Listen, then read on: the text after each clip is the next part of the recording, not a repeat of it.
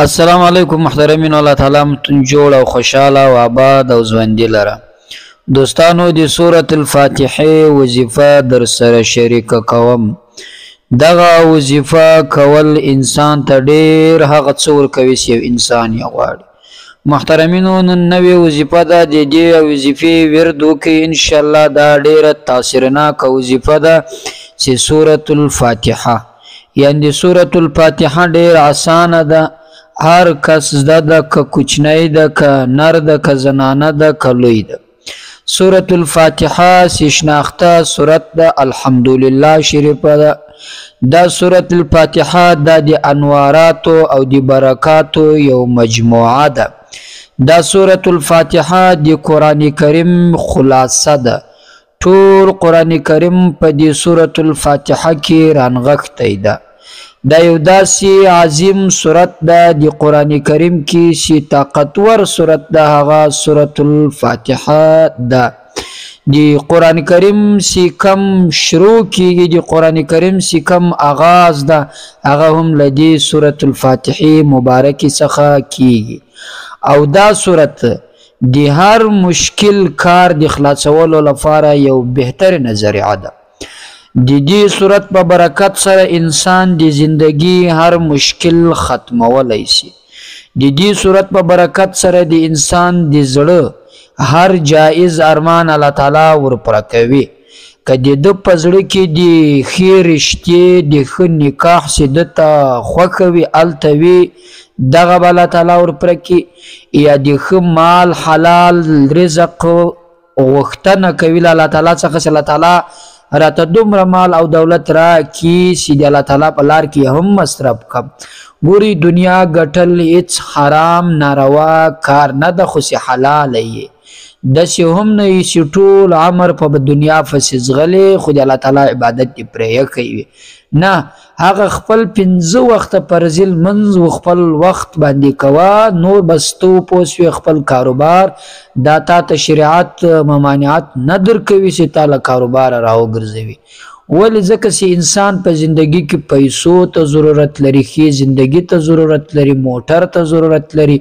بنګلې ته ضرورت لري، ښه نعمتونه خوړونکو شیانو ته ضرورت لري، ښه جامو ته ضرورت لري، ښه نکاحو ته. یو څوک کوي چې په وس یې پوره یوه نکاح کوي، یو 2 کوي، یو 3 کوي، یو 4 کوي، تر 4 اخواته خو نو جایز هم نه ده.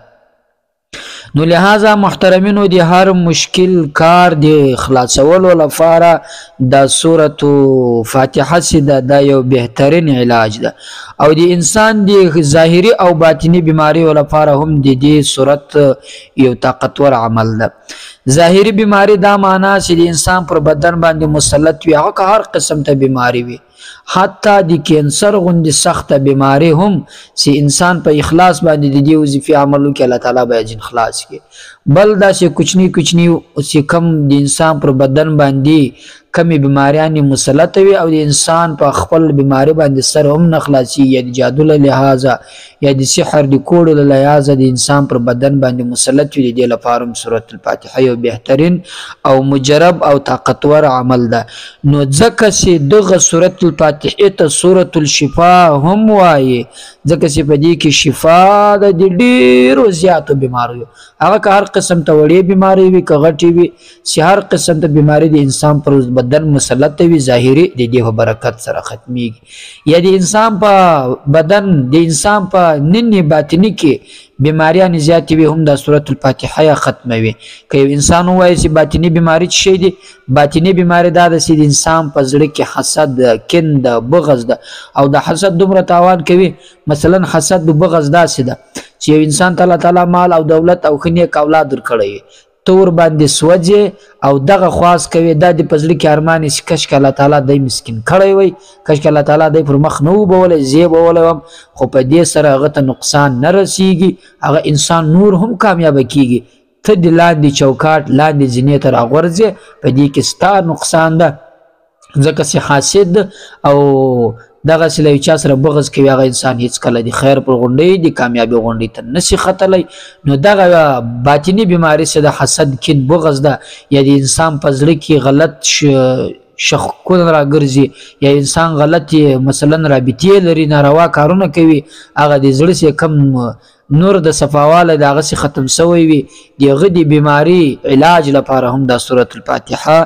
یو ډیر بهترین علاج ده د قران کریم په ټولو سوراتو کې سي بهترین طاقتور ده هغه دغه مبارک سورۃ ده د دې سورۃ په فضیلت کې به انتها ډیر حدیث راغلي دي محترمینو تاسو باور وکړئ که زه دغه سورۃ فضایل تاسو ته شروع کوم دا په کال کې نه ختميږي ځکه چې پر دې باندې ډیر کتابونه لیکل شوي دي حضرت ابو سعید بن معلی رضی الله عنه څخه روایت ده چې یو واري نبی علیه الصلاۃ والسلام په مسجد کې ناسو په مسجد کې او وی فرمایل آیا تاسو چې مسجد څخه وځي زه تاسو ته د قران کریم تر ټولو بهترین سورۃ چې په قران کریم کې ده تر ټولو افضل سورۃ ندر وکړه نو دی ورته ول سره ویخه نبی علیہ السلام ارشاد تو فرمایي چې هغه سورۃ الفاتحه ده ځکه چې په دې کې شفا هم ده او دا سورۃ الفاتحه د هر مشکل کار د اسانه کول لپاره هم یو بهترین علاج ده نو محترمینو دی وظیفه عمل د سره شریک کوم وظیفه د بیماریو لپاره د باطنی د ظاهري وظیفه د مشکلاتو د لپاره حل کولو لپاره هم ده هغه مشکلات که هر څه وي تاسو خپل مشکلات تاسو خپل خدای سره خبر یاست مو خو تاسو په مشکلاتو باندې کم خبريات نه لرو ځکه چې پر هر څه باندې الله تعالی عالم ده او هر انسان په خپل مشکل باندې خبر ده چې په کوم مشکل کې راګیریم اولین خو دوستانو چې هر مشکل حالت سره راګیریاس هغه په خپل ذهن کې وساتئ د ماپښین لمانځنه بعد د دې صورت وظیفه وکئ او یا واره دغه سورۃ الفاتحه وایي الحمدلله رب العالمین د دې ځای څخه نیولې تر لغدال امین کله چې مې یا واره وویله پر ځان باندې راجوف کی کڅ بیماریان در پکې کیوي هغه الله تعالی ختمي کی او لغه نه بعد دعا وکړه چې د بیماری په باب کوي یا د مشکل د حل کولو په باب کوي یا د حسد د کین د بغض د ختمېدلو په باب باندې کوي د کامیابی د شهرت په باب باندې کوي دا ټول وکړه خو کوي انسان به انتها زیات مریض وي بس پروبو باندې د دم کې هغه وبدي وچخي ان شاء الله الله تعالی جل جلاله بل دې سره شفا ورکي ځکه چې دا ډېر غټو ولانو دا وظیفه سي څوک به ورته راغی د بیماری لپاره د بدغه وظیفه عمل ورکوي یا به دا پر کاغذ باندې ولیکله په وبو کې به واچول څاک به ورڅخه جوړ کړي هغه وبو به له هر مانځنه بعد په بسم الله سره درې غړه پکول تاسو هم داسې کولای شئ مثلا دغه الحمدلله شریف په داسې باندې ولیکي کوم خپل نه زو بل چا ولیکي په دبل کې واچوي هغه دبل له وبو څخه ډک کړي له هر مانځنه بعد درې وړه په بسم الله سره درې غړه پنه کوي ان شاء الله تعالی به شفای کامله عاجله صریحه در نصیب کړي